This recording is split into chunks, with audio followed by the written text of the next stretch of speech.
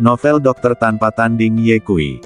Edisi yang ke-3171 hingga 3175. Bersama suara serak, cerita berlanjut.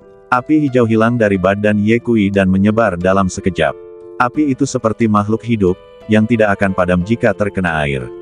Dalam sekejap mata, terbentuklah lautan api hijau. Api aneh tingkat kaisar. Kegembiraan muncul di mata alis panjang. Dia menunjuk binatang buas pemakan jiwa itu dan berteriak keras, "Guru Tao ada di sini. Datang dan bakar aku jika kalian berani." Binatang-binatang pemakan jiwa itu tampaknya menyadari krisis dan segera mundur. Tetapi, bagaimana Ye Kui bisa membiarkan mereka lolos? Membakar, Ye Kui berteriak dingin. Dalam sekejap, api hijau itu tiba-tiba melonjak dan menyapu area seluas ribuan mil.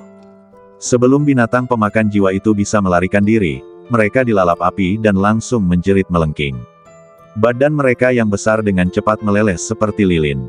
Kabut hitam itu pun ikut terbakar oleh api, sehingga menimbulkan suara mendesis seakan-akan terbakar sebagai suatu zat. Awo, binatang pemakan jiwa yang tak terhitung jumlahnya berguling dan berjuang di lautan api, ratusan mata meledak satu demi satu, dan tentakel mereka hancur berkeping-keping. Ini layak menjadi api aneh tingkat kaisar, sungguh mengagumkan. Guru alis panjang berseru. Mata Ye Kui bersinar terang bagai kilat, mengendalikan api agar menyebar ke segala arah.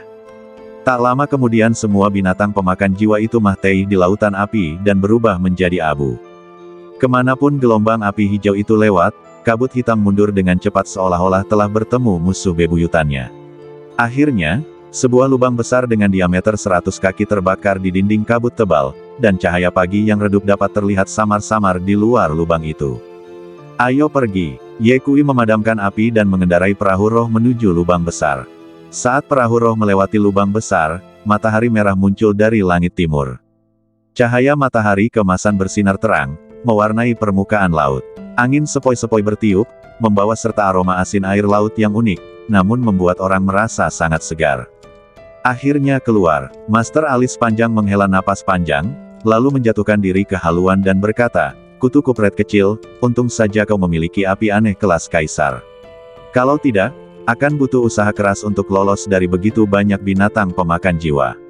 Ye Kui menoleh ke belakang dan melihat bahwa lubang besar di kabut hitam itu perlahan pulih, dan segera kembali ke keadaan semula, seolah-olah tidak terjadi apa-apa. "Dasar kutu kupret kecil, apa kau punya api aneh tingkat kaisar? Berikan padaku satu," alis panjang berkata tanpa malu-malu. Ye Kui memutar matanya, "Apakah menurutmu api aneh tingkat kaisar adalah kubis?" Alis panjang melengkungkan bibirnya dan berkata, "Perhentian selanjutnya seharusnya adalah pulau surga yang terbakar, kan?" "Ya," Ye Kui berkata, "Pulau Bentian adalah wilayah klan Gagak Emas. Orang tua, kita harus sepenuhnya waspada dan bersiap untuk membunuh." Alis panjang sedikit bersemangat dan bertanya, "Kutu kupret kecil, berapa banyak Golden Crow yang akan kau bunuh?" "Berapa banyak? Kamu bercanda." Ye Kui berkata, "Aku akan menghancurkan klan Gagak Emas dan membalaskan dendam para pendahulu sekte pedang King Yun." Kalimat pendek ini penuh dengan dominasi yang tak ada habisnya. "Oke." Pendeta Tao alis panjang tersenyum dan berkata, "Saat kita sampai di Pulau Ventian, aku akan menunjukkan kekuatan suciku. Jika aku melihat satu, aku akan membunuh satu. Jika aku melihat dua, aku akan membunuh sepasang." Ye Kui mengeluarkan peta itu, melihatnya sekilas, dan berkata, "Tempat ini masih jauh dari Pulau Ventian. Kita bisa beristirahat sebentar dan memulihkan diri." Setelah dia selesai berbicara, dia sekali lagi memanggil pedang angin berkuda. Selanjutnya, Ye Kui dan alis panjang duduk bersila di atas pedang lebar, mengumpulkan kekuatan mereka dan menunggu untuk membunuh semua orang setelah mencapai Pulau Ventian. Waktu berlalu dengan tenang. 1 jam kemudian, Ye Kui membuka matanya dan melihat ke kejauhan. Di bawah terik matahari, garis besar sebuah pulau tampak samar-samar di cakrawala. "Kita hampir sampai," kata Ye Kui. Mendengar ini, guru alis panjang membuka matanya dan menatap pulau itu dengan kegembiraan di matanya. Ye Kui terus terbang dengan pedangnya. Setelah beberapa tarikan napas, berhenti. Ketika mereka masih puluhan ribu mil jauhnya dari pulau itu, Ye Kui berteriak pelan, dan pedang itu tiba-tiba berhenti dan melayang di udara. Alis panjang bertanya dengan bingung, "Dasar kutu kupret kecil, kenapa kau berhenti?" Ye Kui menatap ke depan dan mengerutkan kening, sepertinya yang di depan bukanlah Pulau Ventian. Mustahil. Alis panjang menunjuk ke kejauhan dan berkata, saya jelas melihat sebuah pulau. Ye Kui membuka peta dan melihatnya dengan saksama. Alisnya mengernyit makin erat, lalu dia berbisik, aneh, di depan peta ini kan hanya ada lautan kosong, dan tidak ada pulau yang ditandai sama sekali. Siapa peduli? Alis panjang berkata dengan tidak setuju, karena kita sudah di sini, mengapa kita tidak pergi dan melihatnya? Ye Kui merenung sejenak lalu berkata, untuk berjaga-jaga, kami sembunyikan napas dan pergi dengan tenang. Kemudian, Ye Kui menyimpan pedang Cheng Feng, dan dia dan alis panjang menyembunyikan sosok mereka di udara dan mendekati pulau itu tanpa suara. Saat jaraknya semakin dekat, garis besar pulau itu menjadi lebih jelas. Pulau itu penuh dengan pohon persik. Saat itu sedang musim berbunga dan bunga persik merah muda membentuk lautan bunga, yang merupakan pemandangan yang indah. Di antara pohon-pohon persik, Anda dapat samar-samar melihat paviliun, menara, dinding putih, dan ubin hitam, seperti surga di bumi. Betapa indahnya negeri dongeng. Alis panjang tak kuasa menahan diri untuk mengagumi, energi spiritual di pulau ini sangat melimpah, tidak kalah dengan milik sekte pedang King Yun. Namun, Ye Kui tampak serius, ada yang salah. Pulau ini tidak kecil, seharusnya sangat terkenal, mengapa tidak ada catatan tentangnya di peta? Selain itu, ada cukup banyak orang yang tinggal di pulau itu. Sebelum dia bisa menyelesaikan kata-katanya, tiba-tiba, duar, terdengar suara keras dari tengah pulau. Saya melihat sebuah istana yang megah runtuh dengan suara ledakan yang keras, asap dan debu mengepul ke angkasa, kemudian terdengar suara yang amat dahsyat meledak bagai guntur. Tuan Ning, serahkan pohon suci itu dan aku akan mengampuni nyawamu. Kalau tidak, aku akan memastikan kau mati tanpa tempat pemakaman. Suara-suara itu bergulir dan mengguncang bumi. Sesuatu sedang terjadi. Ye Kui dan alis panjang saling memandang dan mempercepat penerbangan mereka menuju pulau. Tak lama kemudian, mereka melihat situasi di pulau itu dengan jelas. Di depan rumah besar yang hancur itu, ada seorang anak laki-laki kekar berusia sekitar 14 atau 15 tahun sedang berlutut. Darah mengalir dari sudut mulut anak itu. Dia memegang pisau panjang di tangannya, dan retakan telah muncul pada bilahnya. 100 meter di belakang pemuda itu, berdiri selusin biksu berbaju besi emas, menjaga kapal perang dengan niat membunuh. Di sisi lain, ada beberapa orang, tua dan muda, yang tampak ketakutan dan gemetar. Mereka jelas-jelas penduduk pulau itu. Ye Kui melirik para pendeta berbaju besi emas itu dan segera menyadari bahwa orang-orang itu bukanlah manusia, melainkan Golden Crow yang berubah wujud menjadi manusia. Ada yang berkaki satu, ada yang berkaki dua. Yang terlemah di antara mereka memiliki tingkat kultivasi puncak kekuatan spiritual. Ada yang aneh pada aura orang-orang berbaju besi itu. Alis panjang juga memperhatikan sesuatu dan berkata melalui transmisi suara. Ye Kui berkata, mereka adalah burung gagak emas. Oh, alis panjang tertawa dan berkata, aku tidak menyangka kita akan bertemu mereka secara tidak sengaja. Dasar kutu kupret kecil, kenapa kau tidak membunuh Golden Crow itu?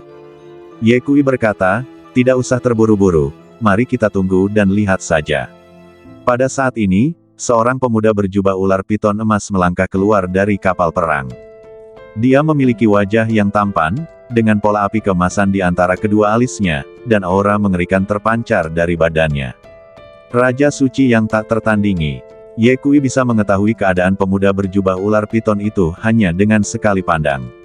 Kultivasinya seharusnya mirip dengan New Dali, tetapi masih ada kesenjangan besar antara dia dan alis panjang. Begitu dia muncul, Ye Kui diam-diam membuka mata ketiganya, dan cahaya mengalir di matanya.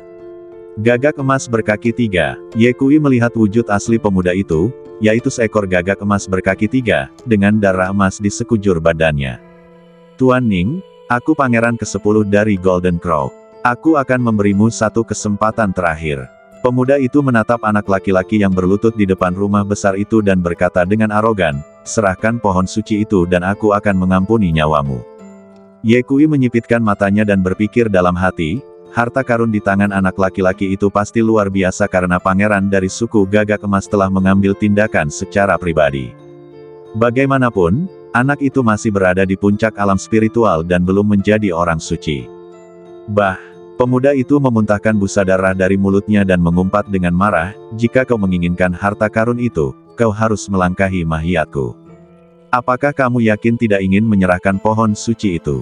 Pangeran ke-10 Jinwu melirik dingin ke arah orang-orang yang tidak jauh dari sana, dan menyeringai, "Apakah kamu ingin penduduk pulaumu mati bersamamu tanpa tempat pemakaman?" Itu ancaman nyata. Mendengar ini, wajah pemuda itu berubah, dan dia tiba-tiba berdiri dari tanah, mengarahkan pedang panjang ke Pangeran ke-10 Jinwu, dan berteriak dengan tegas, "Apa yang ingin kamu lakukan? Menurutmu apa yang ingin kulakukan?" Pangeran ke-10 Jinwu berkata, "Targetku adalah pohon suci. Selama kau memberiku pohon suci itu, aku akan berpura-pura tidak terjadi apa-apa. Kalau tidak, aku tidak akan membiarkan seorang pun hidup di pulau ini. Aku akan membunuhmu." Pemuda itu murka dan menebas Pangeran ke-10 Jinwu dengan pedangnya. Pangeran ke-10 Jinwu tidak menghindar atau menghindar. Dia menunggu hingga pedang panjang itu sampai padanya sebelum dia mengulurkan dua jari dan mencubitnya dengan lembut. Retakan. Tiba-tiba pisau panjang di tangan pemuda itu hancur berkeping-keping. "Kamu baru saja berada di alam spiritual, dan kamu berani bersaing denganku. Kamu benar-benar melebih-lebihkan kemampuanmu sendiri." Pangeran ke-10 Jinwu mensibir dan melambaikan tangannya dengan santai. Ledakan. Pemuda itu terlempar bagaikan layang-layang yang talinya putus, jatuh terduduk dengan keras ke tanah, dan dari mulutnya muncrat darah. "Tuan Ning, bukan berarti pangeran ini memandang rendah Anda, tetapi di hadapanku, Anda hanyalah seekor semut. Belum lagi kamu, bahkan orang tuamu adalah semut." Pangeran ke-10 Jinwu menatap pemuda itu dengan merendahkan dan berkata, "Karena kamu seekor semut, kamu harus memiliki kesadaran seekor semut. Jika kamu tidak ingin mengikuti jejak orang tuamu, maka serahkan pohon suci itu sesegera mungkin." Pemuda itu berjuang untuk berdiri, matanya penuh dengan kebencian. "Kau membunuh orang tuaku, membantai rakyatku, dan kau masih ingin aku menyerahkan pohon suci itu padamu. Bermimpilah." Mata Pangeran ke-10 Jinwu dipenuhi dengan niat membunuh, dan dia berkata dengan dingin, "Kesabaran pangeran ini terbatas, sebaiknya kamu pikirkan lagi." Pada saat yang sama, Ye Kui dan alis panjang diam-diam berbaur dengan penduduk pulau. "Paman, apa yang terjadi di sini?" Ye Kui bertanya dengan suara rendah kepada seorang pria tua berambut putih di sampingnya. Orang tua itu tertegun ketika melihat dua wajah yang tidak dikenalnya. Jelas dia tidak menyangka akan ada orang asing di pulau itu saat ini. Kemudian, lelaki tua itu berkata dengan sedih dan marah, "Sialan suku Jinwu. Mereka menginginkan pohon suci yang dibawa kembali oleh tuan pulau dari laut. Mereka tidak hanya membunuh tuan pulau dan istrinya, tetapi sekarang mereka bahkan tidak akan membiarkan tuan pulau muda itu pergi. Jika tuan pulau muda itu tidak menyerahkan harta karun itu, aku khawatir kita semua di pulau ini akan menderita. Dari mana asalmu? Cepat pergi, atau kau akan mengalami bencana yang tidak terduga." "Pohon suci." Alis panjang bertanya dengan bingung, pohon suci apa yang layak membuat pangeran suku Jinwu mengambil tindakan pribadi? "Aduh." Lelaki tua itu menggelengkan kepalanya dan mendesah, "Aku tidak tahu detailnya. Setengah bulan yang lalu, penguasa pulau pergi ke laut dan membawa kembali sebatang pohon suci. Tampaknya itu ada hubungannya dengan sejenis burung phoenix." Phoenix, pohon suci. Ketika dua kata ini digabungkan, Ye Kui dan alis panjang langsung memikirkan sebuah kalimat. Burung phoenix hanya bertengger di pohon Paulownia. Mungkinkah pohon suci yang mereka bicarakan adalah pohon Paulownia? Saat dia berbicara, situasi di lapangan tiba-tiba berubah. "Apa, kau belum memikirkannya dengan matang?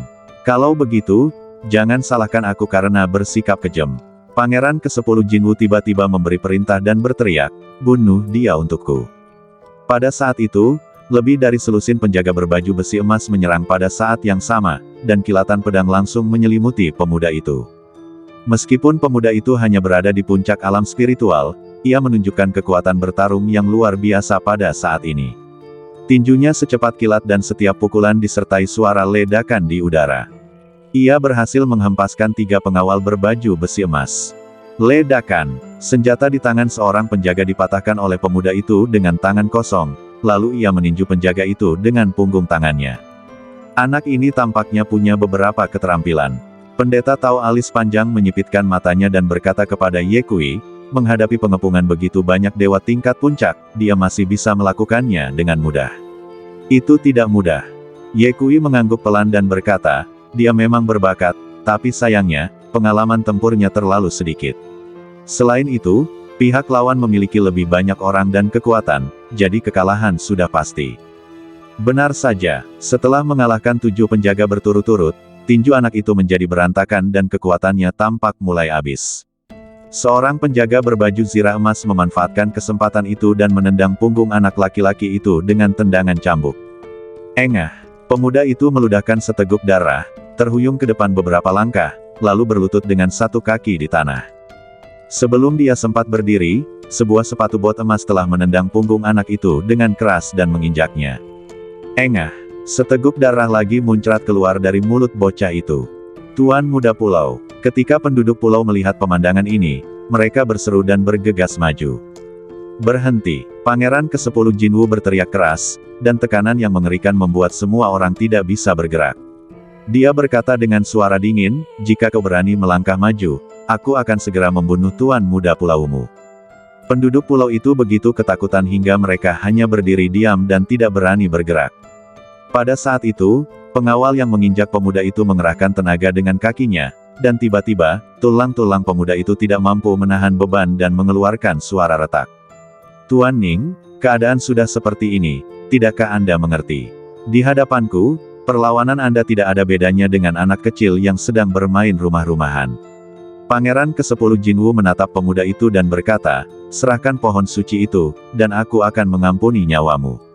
Pemuda itu mengangkat kepalanya dengan susah payah, tetapi seringai muncul di sudut mulutnya yang berlumuran darah. Kau tidak pernah berpikir tentang kau mencari kemah Teihan. Pangeran ke-10 Jinwu sangat marah dan memerintahkan para pengawal, hancurkan dia untukku.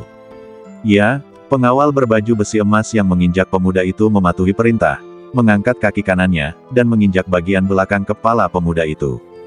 Kalau diinjak, anak itu pasti mati. Tatapan mata Ye Kui berubah dingin, dan dia hendak bergerak.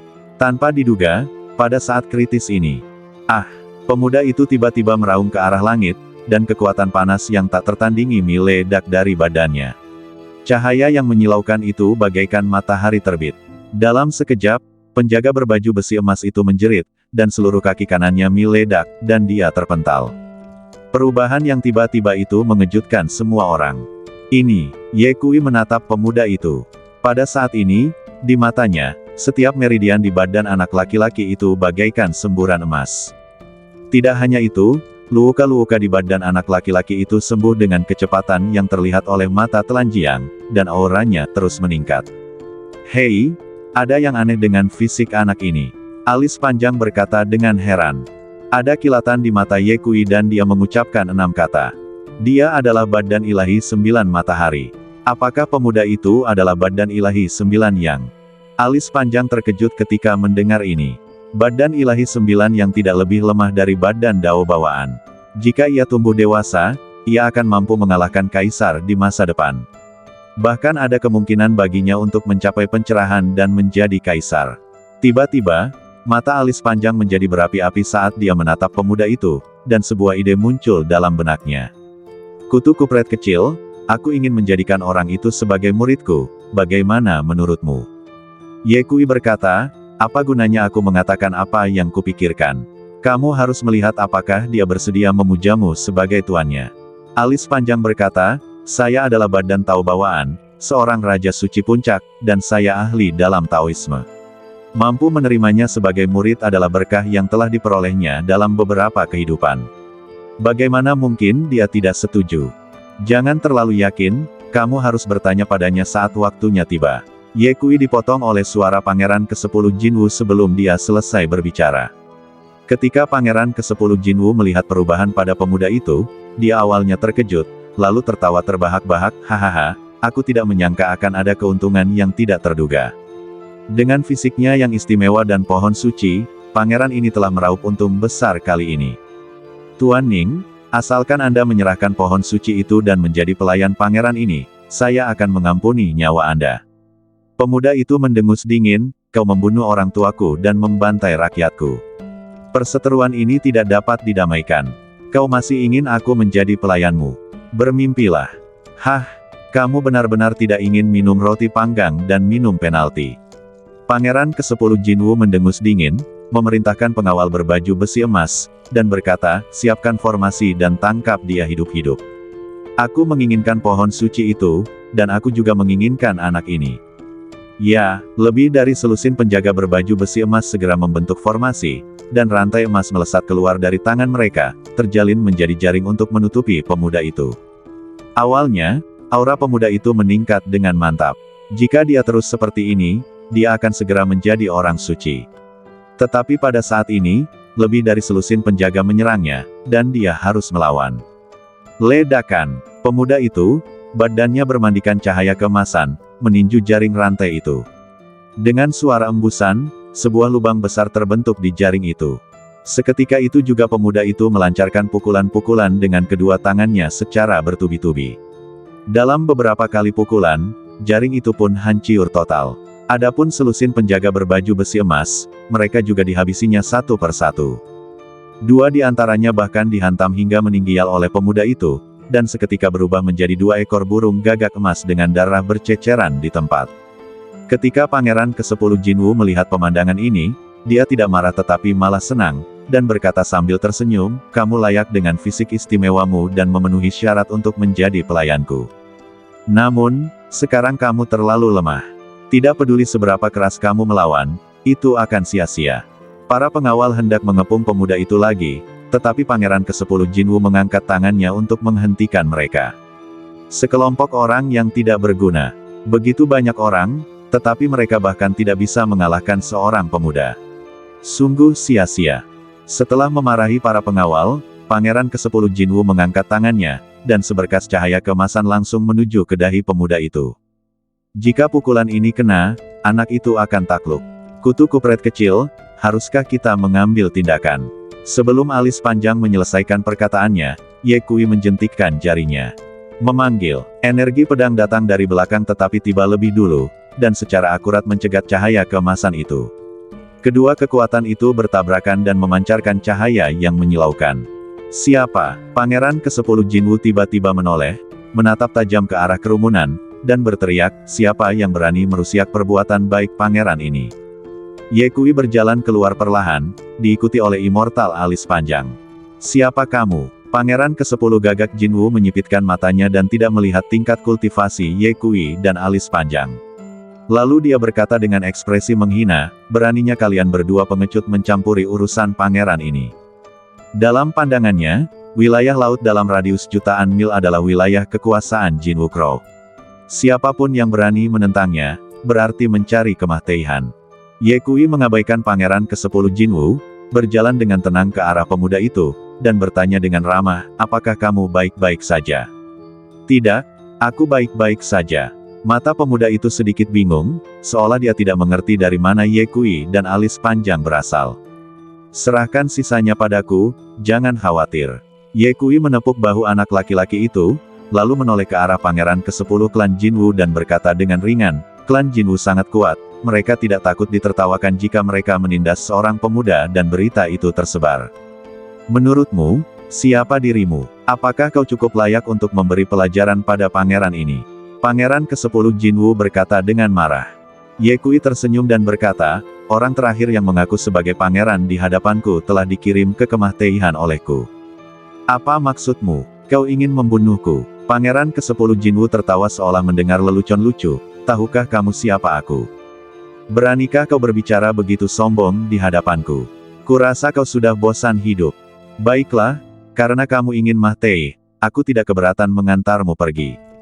Begitu suara itu terucap, bayangan burung gagak emas berkaki 3 tiba-tiba muncul di belakang Pangeran ke-10 Jinwu, dan kobaran api emas menyapu ke segala arah, dan suhu di sekitarnya langsung melonjak. Tiba-tiba penduduk pulau itu mundur ketakutan. Hati-hati, itu api ilahi gagak emas. Pemuda itu buru-buru mengingatkan Ye Kui. Itu hanya hal sepele. Ekspresi Ye Kui tetap tidak berubah. Setelah dia selesai berbicara, dia melangkah maju ke arah kobaran api. Duar, api yang lebih mengerikan dari api ilahi gagak emas meletus dari badan Ye Kui, dan langsung memaksa mundur lautan api keemasan. Api aneh tingkat suci. Wajah Pangeran ke-10 Jinwu tiba-tiba berubah, dan dia bertanya, siapa kamu? Ye Kui mengangkat sudut mulutnya sedikit, bunuh orang-orangmu. Membunuh orang-orangku. Hahaha. Pangeran ke-10 Jinwu tampaknya telah mendengar lelucon besar, dan tertawa liar ke arah langit, hanya kamu. Pangeran ini adalah pangeran ke-10 dari klan Jinwu, seorang raja suci yang tak tertandingi. Siapa di wilayah laut dengan radius 1.000.000 mil yang berani menyentuh sehelai rambutku? Kamu tidak tahu bagaimana hidup dan mati, dan kamu layak berbicara omong kosong di depan pangeran ini. Wajah pangeran ke-10 Jinwu tiba-tiba berubah dingin, dan dia berteriak dengan tegas, ayo, bunuh dia untukku. Pada saat itu, para penjaga berbaju besi emas itu menyerbu ke arah Ye Kui satu demi satu. Masing-masing penjaga ini telah mencapai puncak kultivasi spiritual, dan pemandangan mereka menyerang bersama-sama sangatlah mengerikan. Namun, Ye Kui berdiri di sana tak bergerak, hanya mengangkat kelopak matanya sedikit. Ledakan, api aneh tingkat suci itu menyapu bagaikan tsunami. Para penjaga berbaju besi emas itu bahkan tidak sempat berteriak sebelum mereka berubah menjadi abu dalam sekejap. Ketika angin bertiup, tidak ada sedikit pun residu yang tertinggal. Kutu kupret, pangeran ke-10 Jinwu mengumpat dalam hati, menyesali kecerobohannya. Pihak lain memiliki api aneh tingkat suci, yang jelas bukan sesuatu yang dapat dilawan oleh para penjaga di alam spiritual. Kalau saja dia tahu hal ini sebelumnya, dia sendiri yang akan mengambil tindakan. Sekarang semua penjaga kehilangan nyawa mereka dengan sia-sia. Tidak peduli siapa kamu, jika kamu berani membunuhku, kamu akan mati hari ini. Pangeran ke-10 gagak emas menggertakkan giginya, api keemasan berkobar di sekujur badannya, dan bayangan gagak emas berkaki 3 di belakangnya menjadi semakin padat.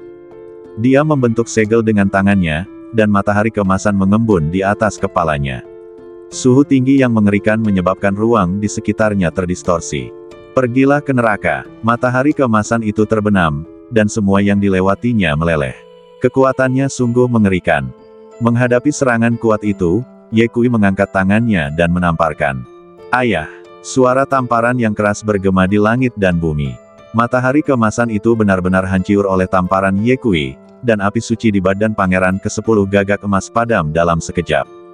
Apa? Pangeran ke-10 Jinwu merasa ngeri. Sebelum dia bisa bereaksi, tamparan kedua Ye Kui datang padanya. Tamparan itu mendarat keras di wajahnya. Engah! Pangeran ke-10 Jinwu memuntahkan seteguk darah emas dan terbang mundur. Yang lebih mengerikan lagi adalah dia sangat terkejut saat mengetahui kultivasinya telah jatuh dari alam Raja Suci yang tak tertandingi. Raja Suci, Sang Suci Agung, Sang Suci, akhirnya berhenti di alam pencerahan spiritual.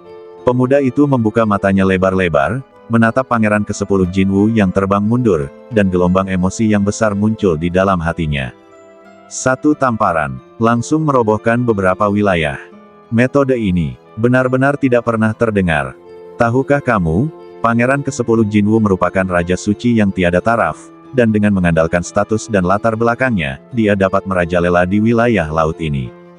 Namun di hadapannya, pemuda yang tiba-tiba muncul ini, hanya dengan 2 kali tamparan, dia mampu turun dari tingkatan Raja Suci yang agung dan tiada taraf ke tingkatan pencerahan. Kekuatan mengerikan macam apa ini? Jantung anak laki-laki itu berdetak kencang, dan sorot matanya saat menatap Ye Kui berubah dari kebingungan awal menjadi kekaguman mendalam. Manusia saleh. Kalau dia tidak melihatnya dengan mata kepalanya sendiri, dia tidak akan percaya bahwa ada seseorang di dunia ini yang bisa sekuat itu. Penduduk pulau sekitar begitu terkejut hingga tidak dapat berkata apa-apa. Mereka awalnya mengira tidak akan bisa melarikan diri hari ini, tetapi siapa sangka keadaan akan berbalik dalam sekejap. Siapa sebenarnya senior ini? Pangeran ke-10 Jinwu seperti semut di depannya. Apakah kita diselamatkan? Semua orang terkejut dan gembira, bahkan ada yang gemetar karena kegembiraan. Hanya Tuan Alis Panjang yang melengkungkan bibirnya dengan jijik, merasa sangat cemburu. Sialan, kutu kupret kecil itu melakukannya lagi. Di sisi lain, tidak, ini tidak mungkin. Pangeran ke-10 Jinwu terjatuh ke tanah, merasakan kekuatan kosong di badannya, wajahnya pucat pasi. Dia tidak pernah menyangka bahwa pihak lain akan terlebih dahulu memadamkan api sucinya dengan sebuah tamparan, lalu menamparnya ke alam spiritual dengan tamparan lainnya. Apakah kuda ini masih manusia? Bagaimana hal mengerikan seperti itu bisa ada di pulau sekecil itu? Itu tidak masuk akal. Siapa kamu? Pangeran ke-10 Jinwoo menatap Ye Kui dan bertanya dengan suara gemetar, tidak lagi sombong seperti sebelumnya. Ye Kui berdiri dengan kedua tangan di belakang punggungnya dan berkata dengan tenang, kamu tidak memenuhi syarat untuk mengetahui namaku. Mendengar ini, mulut alis panjang berkedut. Sialan, kutu kupret kecil itu pamer lagi. Sekarang, waktunya untuk menyelesaikan akun. Ye Kui melangkah maju perlahan. Semakin dia melangkah, hati Pangeran ke-10 Jinwoo semakin gundah. Kamu tidak bisa melakukan ini padaku. Pangeran ke-10 dari klan Jinwoo panik dan berkata dengan cemas, aku adalah pangeran dari klan Jinwoo. Jika kau menyentuhku, ayah dan saudara-saudaraku tidak akan membiarkanmu pergi.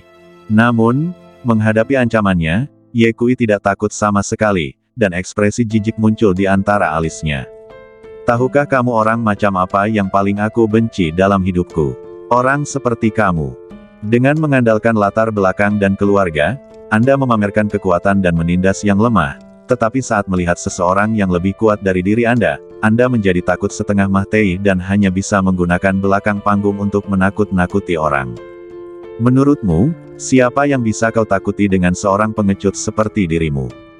Begitu Ye Kui berkata demikian, tiba-tiba dia teringat sesuatu, lalu berhenti, menoleh ke belakang dan menatap pemuda itu, lalu berkata, apakah kamu sendiri yang ingin membalas dendam? Ya, pemuda itu melangkah keluar tanpa ragu-ragu. Ya, dia seorang pria berdarah. Secercah kekaguman terpancar di mata Ye Kui, dan dia berkata, kalau begitu, aku serahkan dia padamu. Terima kasih, senior. Pemuda itu tidak kehilangan akal karena kebencian, tetapi mengepalkan tinjunya dan dengan hormat memberi hormat kepada Ye Kui.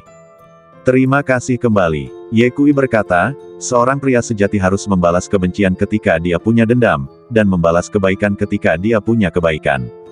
Ya, pemuda itu mengangguk dengan berat. Kerajaannya telah jatuh sekarang, tidak ada yang perlu ditakutkan, kata Ye Kui. Oke, tatapan mata pemuda itu tertuju pada Pangeran ke-10 Jinwoo, matanya tiba-tiba memerah, dan dia menggertakkan giginya dan berkata, kamu membunuh orang tuaku dan membantai rakyatku. Hari ini aku ingin kamu membayarnya dengan darah. Setelah selesai berbicara, pemuda itu mengepalkan tinjunya, mengambil langkah berat, dan berjalan menuju Pangeran ke-10 Jinwoo. Dengan setiap langkah yang diambil pemuda itu ke depan, cahaya keemasan di badannya menjadi lebih kuat. Akhirnya, kekuatan badan ilahi 9 yang meletus sepenuhnya, dan seluruh badannya menjadi bagaikan matahari yang terik, begitu terangnya sehingga orang tidak bisa membuka mata mereka. Kamu binatang buas dari klan Jinwoo, bersiaplah untuk mati. Pemuda itu meraung, tanah di bawah kakinya meledak, dan sosoknya melesat ke arah Pangeran ke-10 dari klan Jinwoo seperti bola meriam. Seekor semut biasa berani menyerang pangeran ini. Meskipun Pangeran ke-10 Jinwoo telah menurun kultivasinya, kesombongannya tetap tidak berkurang. Dia segera mengerahkan ki sejati yang tersisa di badannya, dan tangannya berubah menjadi cakar tajam saat dia menyerbu ke arah pemuda itu. Ledakan, tinju dan cakar saling beradu, menimbulkan suara yang memekakkan telinga. Gelombang udara menyapu dan mencabut pohon persik di dekatnya. Pemuda itu terdorong mundur 3 langkah, sedikit darah mengalir dari sudut mulutnya, tetapi semangat juang di matanya bahkan lebih kuat. Dia menyeka darah dan mensibir, ternyata pangeran dari klan Gagak Emas tidak lebih dari ini. Mencari kematian, Pangeran ke-10 Gagak Emas sangat marah, dan bayangan ilusi Gagak Emas muncul di belakangnya. Meskipun tidak sekuat sebelumnya, ia masih memancarkan penindasan yang mengerikan. Cakar pembelah langit, 10 cakar emas merobek udara dan langsung menuju ke bagian vital anak itu. Pemuda itu tidak menghindar atau menghindar. Tinjunya memancarkan cahaya keemasan yang menyilaukan dan dia menyerang dengan berani. Dentuman, dentum, dentum. Tinju dan cakar terus berbenturan, percikan api beterbangan. Kedua lelaki itu bergerak makin lama makin cepat, dan penduduk pulau itu hanya dapat melihat 2 bayangan yang terus-menerus bersilangan di udara, yang mana tiap tabrakan menyebabkan ledakan dahsyat. Ah!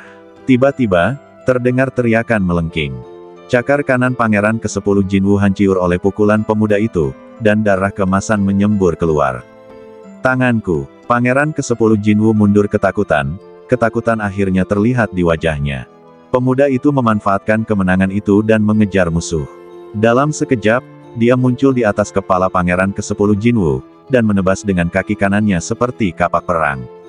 Retakan. Pangeran ke-10 Jinwoo buru-buru mengangkat lengannya untuk menangkis, tetapi tulang lengannya patah akibat tendangan itu.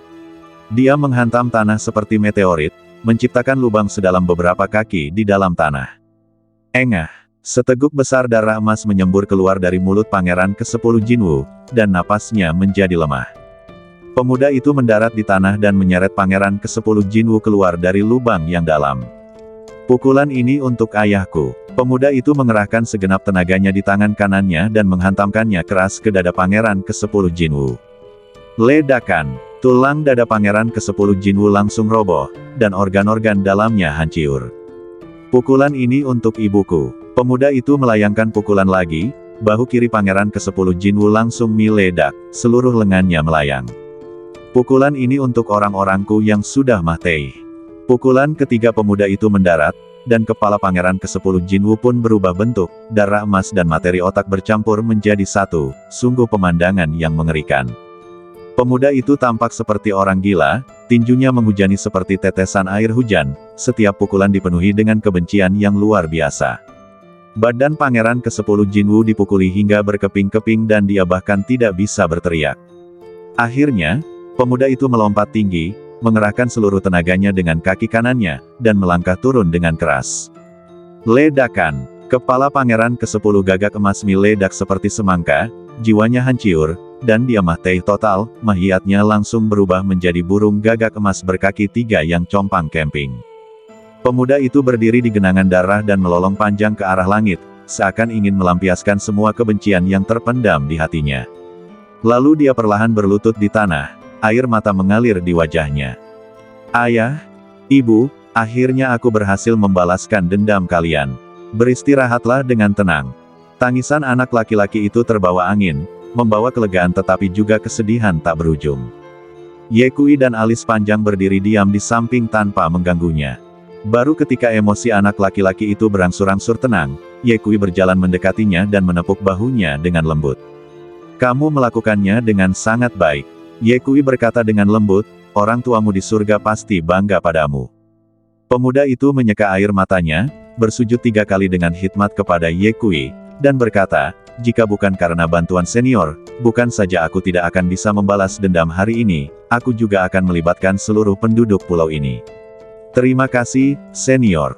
Bangun. Ye Kui membantu pemuda itu berdiri dan bertanya, siapa namamu? Junior Ning Fan. Pria muda itu menjawab dengan hormat. Ning Fan. Ye Kui mengangguk, nama yang bagus.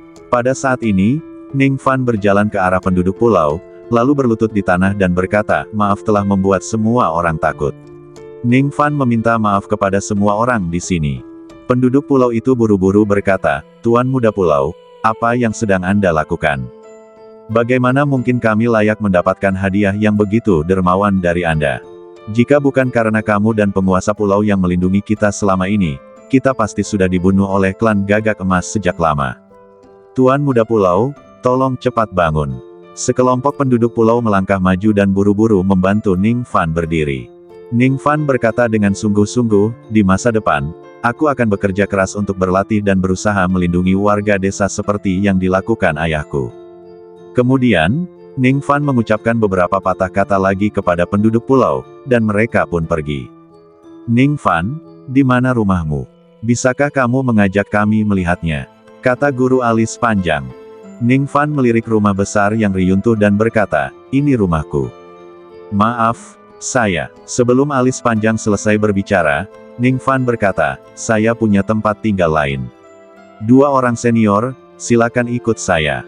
Kemudian, Ning Fan membawa Ye Kui dan alis panjang ke sebuah rumah besar.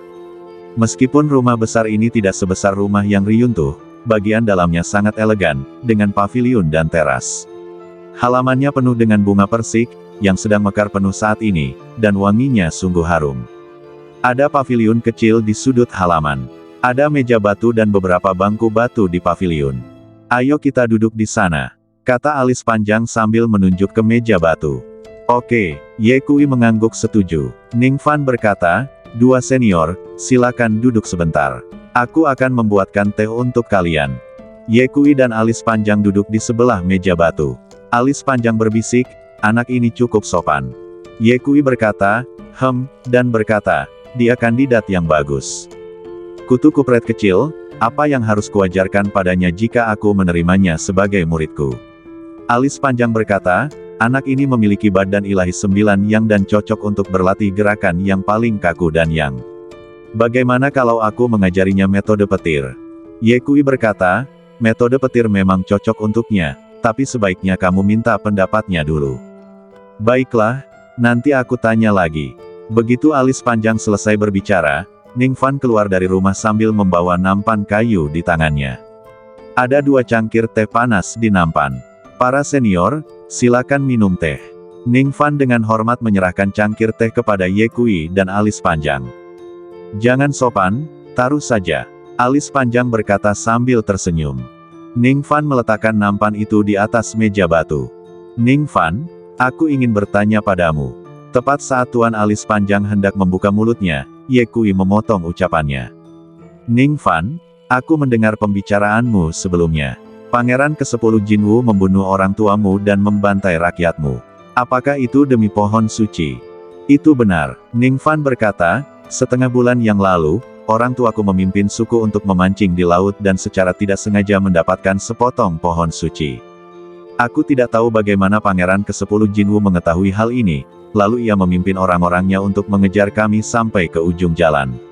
Orang tuaku tahu bahwa mereka tidak bisa lolos dari kemah Teihan, jadi mereka memberikan kayu suci itu kepada seorang anggota suku. Mereka memancing Pangeran ke-10 Jinwu dan membiarkan anggota suku itu kembali dan memberikan kayu suci itu kepadaku. Jadi, adegan ini terjadi hari ini. Setelah Ning Fan selesai berbicara, dia berlutut di depan Ye Kui dan alis panjang dan berkata, jika bukan karena bantuan kedua senior hari ini, aku tidak tahu kapan aku bisa membalaskan dendam orang tuaku. Aku tidak akan pernah melupakan kebaikan kalian yang besar kepadaku seumur hidupku. Setelah itu, dia bersujud 3 kali. Nak, cepat bangun. Pendeta Tao alis panjang buru-buru membantu Ning Fan berdiri dan berkata, begini, aku tidak mengenalmu. Orang tua, aku belum selesai bertanya, mengapa kamu terburu-buru? Ye Kui bertanya, Ning Fan, dari mana asal kayu suci itu? Apakah ada di tanganmu? Bisakah kau menunjukkannya padaku? Tentu saja, Ning Fan mengeluarkan cincin luar angkasa dan mengeluarkan sepotong kayu hitam dari dalamnya. Potongan kayu ini hanya setebal cangkir air, panjangnya sekitar 3 kaki, dan hitam seperti tinta. Ada garis-garis emas samar pada permukaannya, seolah-olah ada api yang mengalir melaluinya. Bila diperhatikan lebih teliti, bayangan samar burung phoenix yang sedang melebarkan sayapnya dapat terlihat muncul di antara serat kayu. Nampak begitu nyata hingga seolah-olah akan menembus kayu sesaat lagi. Yang lebih menakjubkan lagi adalah meskipun potongan kayu ini telah lama terpisah dari batang pohonnya, ia masih memancarkan aura kehidupan yang kuat. Ye Kui langsung yakin bahwa ini adalah pohon wutong suci tempat burung phoenix dikatakan tinggal. Burung phoenix tidak akan bertengger kecuali di pohon Paulonia, dan tidak akan minum kecuali dari mata air yang manis. Agar potongan kayu Paulonia ini dipilih oleh phoenix, kayu tersebut pasti telah melalui proses tempering selama bertahun-tahun dan menyerap saripati api suci selama nirwana phoenix. Telah lama terlahir kembali dan menjadi harta karun yang langka. Tak heran jika hal itu menarik perhatian Pangeran ke-10 dari burung gagak emas. Ye Kui mengambil kayu Fengqi, dan tiba-tiba merasakan sensasi terbakar di telapak tangannya, seolah-olah ia tidak memegang kayu, melainkan bola api terkonsentrasi. Dia memejamkan mata dan merasakan bahwa kayu itu mengandung sejumlah besar energi api, yang jika semuanya dilepaskan, akan cukup untuk membakar gunung dan merebus lautan.